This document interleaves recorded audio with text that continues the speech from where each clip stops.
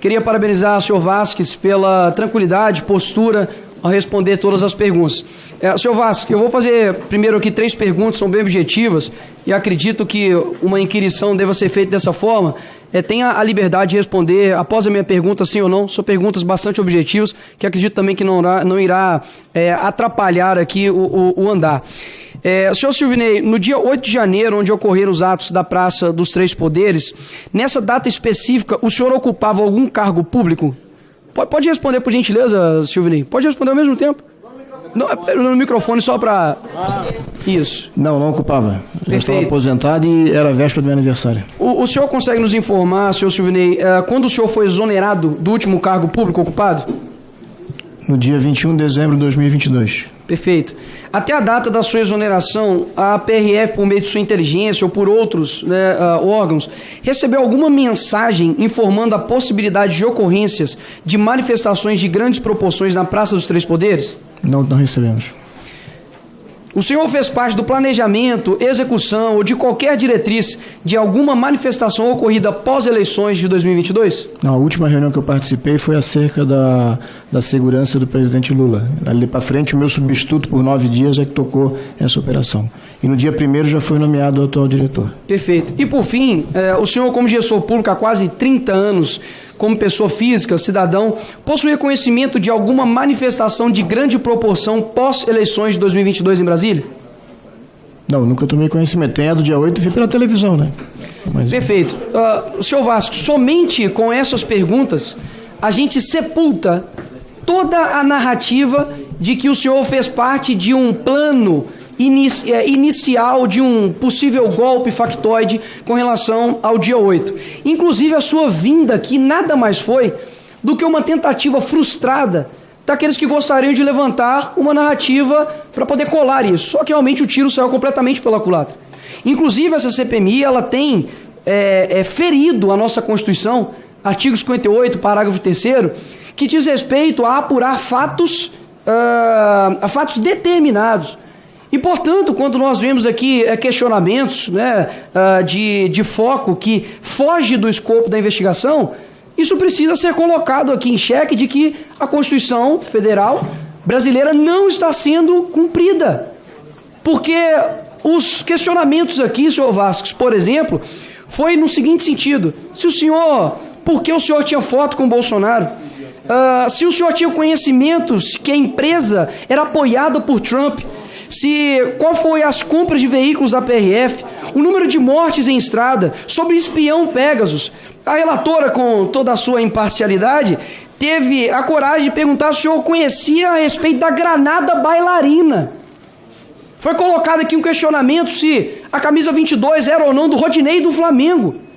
Isso chega a ser vexatório para um governo, numa tentativa de elencar uma narrativa, fazer essas perguntas para o senhor.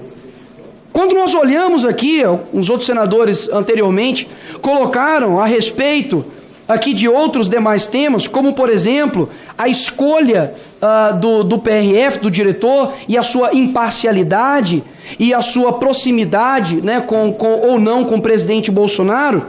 Eu gostaria, isso aqui é um momento especial, eu gostaria, por gentileza, de solicitar à mesa que colocasse a foto do então imparcial novo diretor da PRF, com seu charuto, boné cubano. Pode passar, por gentileza, para a próxima foto, que todos gostariam de ver, onde ele está com sua toda imparcialidade, com a foto do atual ministro da Justiça. Ou seja, os questionamentos que foram colocados aqui, agradeço pela exposição, na verdade devem ser questionados ao novo diretor da PRF, afinal de contas, ele era o diretor daquela data. Portanto, vi aqui também os senadores dizendo a respeito que onde estava a PRF, senhor Vasques, quando, por exemplo, o Bolsonaro andava sem capacete na moto. Aí eu te pergunto, olha só que presente a nova ministra do Lula nos deu hoje. Ela andando de moto sem capacete. Aí eu pergunto, senhor diretor da PRF, onde está o senhor quando uma ministra, inclusive ali na Maré, está andando sem capacete na moto? E a título de curiosidade, sabe qual foi a resposta do ministério a respeito do porquê que ela estava sem capacete? Porque eram regras determinadas do local. Aí eu te pergunto, é razoável de que um ministério e uma ministra fiquem subordinados a determinações de criminosos? Mas só a título mesmo de esclarecimento. Eu ouvi aqui também dizer, com relação a questionamentos, né, super focados no dia 8, se o senhor utilizava ou não celular em reuniões. Sendo que o Lula, a gente sabe, o senhor eu não sei, mas que o Lula não usa em seus churrascos, isso eu sei. Quando a gente olha a questão aqui de acusações feitas ao senhor, como se o tom fosse além de acusatório, fosse de sentença.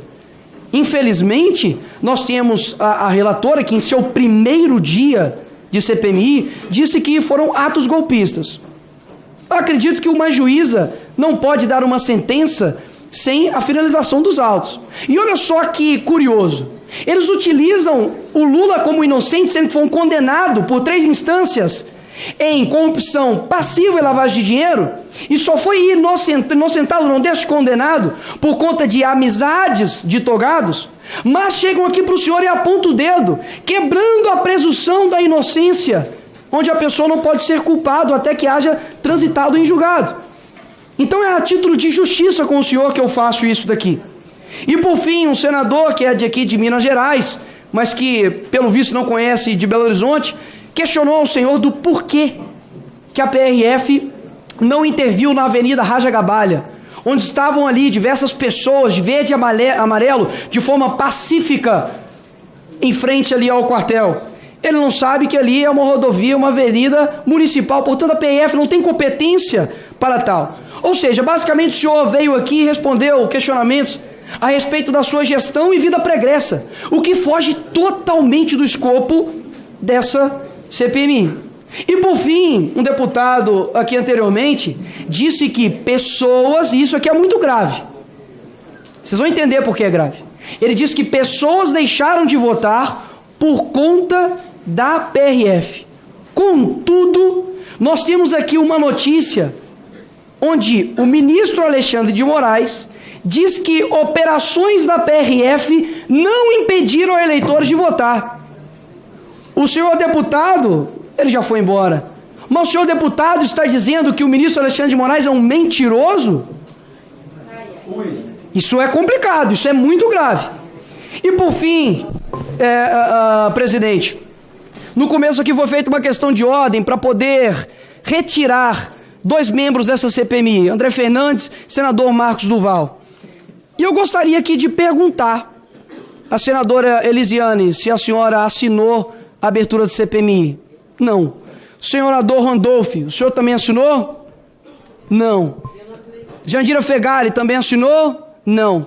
Pessoas que não assinaram a abertura dessa CPMI, que inclusive trabalharam contra a abertura dessa CPMI, estão requerindo a retirada de deputados e senadores que fizeram de tudo para que fosse investigado. Tomem vergonha na cara. Assim, com todo o respeito, tomem vergonha. Até mesmo porque foram levantados aqui narrativas por deputados e senadores dizendo que foi uma conspiração para poder virar os resultados das eleições. Horas. Com 20, 30 anos vai se mudar eleição presidencial. Quem cai nisso? Ou seja, essa CPMI, se não tiver o escopo, a Constituição Federal como norte, a gente realmente não tem um porquê investigar. Afinal de contas, eu posso chamar aqui um depoente e perguntar a respeito se ele conhece granada bailarina. Essas são minhas considerações. Por fim, parabéns pela postura, parabéns por esclarecer e deixar bem claro que hoje não se passou de nada mais do que narrativas frustradas da esquerda.